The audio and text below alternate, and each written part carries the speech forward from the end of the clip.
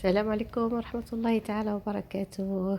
كي دايرين؟ لاباس عليكم؟ كنتمنى انه احوالكم تكون طيبة وتكونوا بخير وعلى خير، وكتصوموا رمضان بكل صحة وعافية ورزق ان شاء الله.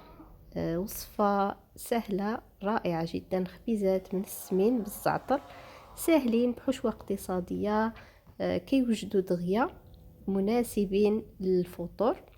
هنايا غنتقلوا باش نتعرفوا على المقادير اللي غنحتاجوهم. هنايا عندي 500 غرام ديال الدقيق، غنحتاجوا ليه واحد المعلقه كبيره ديال الخميره الفوريه، شويه ديال الزعتر، بيضه واحده، ربع كاس ديال زيت الزيتون، نصف كاس ديال الحليب، معلقه كبيره ديال الخل، شويه ديال الملح والسكر والماء لجمع العجين.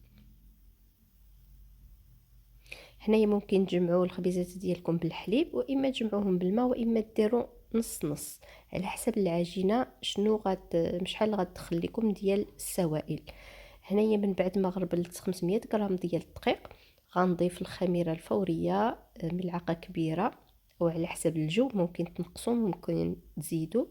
غنضيف الملح، السكر، بيضه، الزعتر، الخل. غادي نخلط هاد المكونات مزيان مع الدقيق، وغادي نضيف الحليب، وغيبقى لينا الماء اللي غادي نجمعو فيه به العجينه.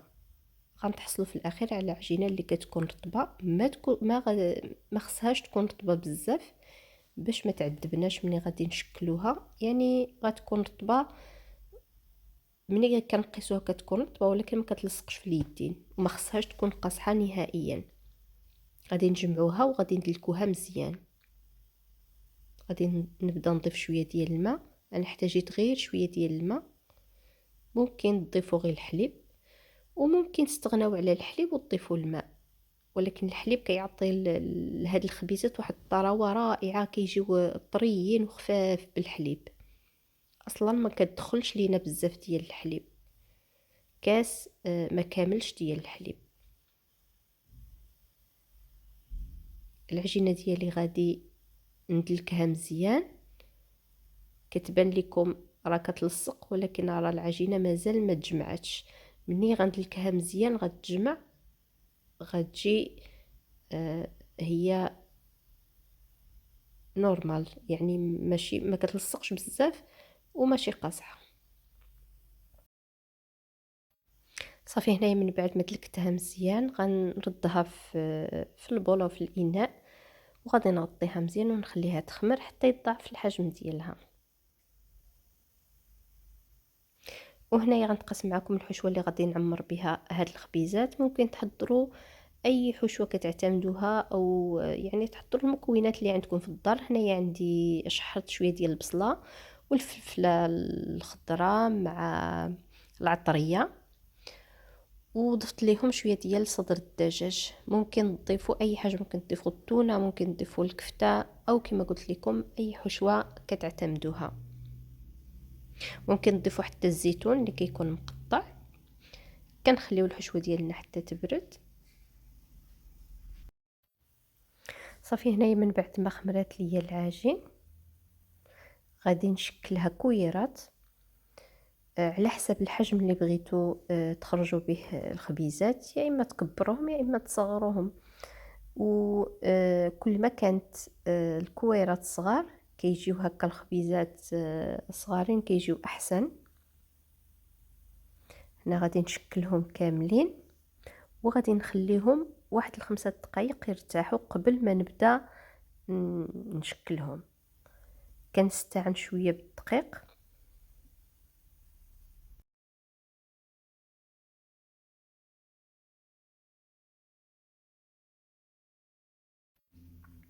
هنايا من بعد ما شكلتهم خليتهم يرتاحوا شويه، غادي نسرح العجينه ديالي هكا على شكل باكيطه هكا صغيره.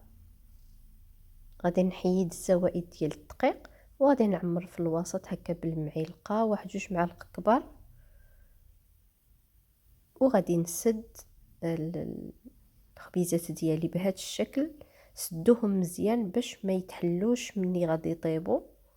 غادي نسدوهم مزيان وغادي نحربلوهم هكا شويه باش يتسد مزيان وما يتحلش ملي غيطيبوا. هكا غادي نجمعوا الاطراف، نعطيوه الشكل ديال الباغيت.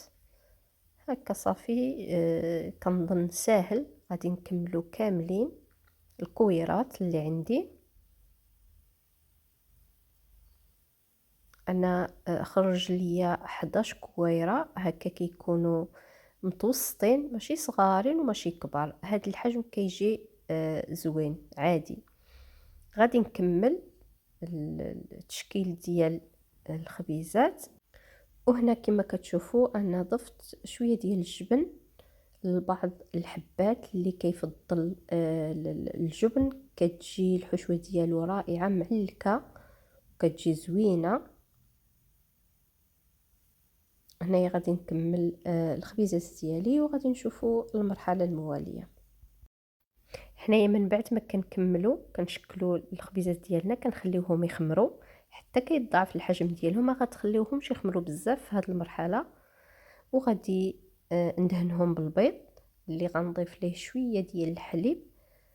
وغادي نزين الخبيزات ديالي بالموس بهذه الطريقه. وغادي نزين عندي هنايا زريعة الكتان. ممكن تضيفوا الخشخاش، ممكن اي حبوب كتفضلوها ممكن تضيفوها، ممكن تخليو الخبيزات ديالكم كما هما.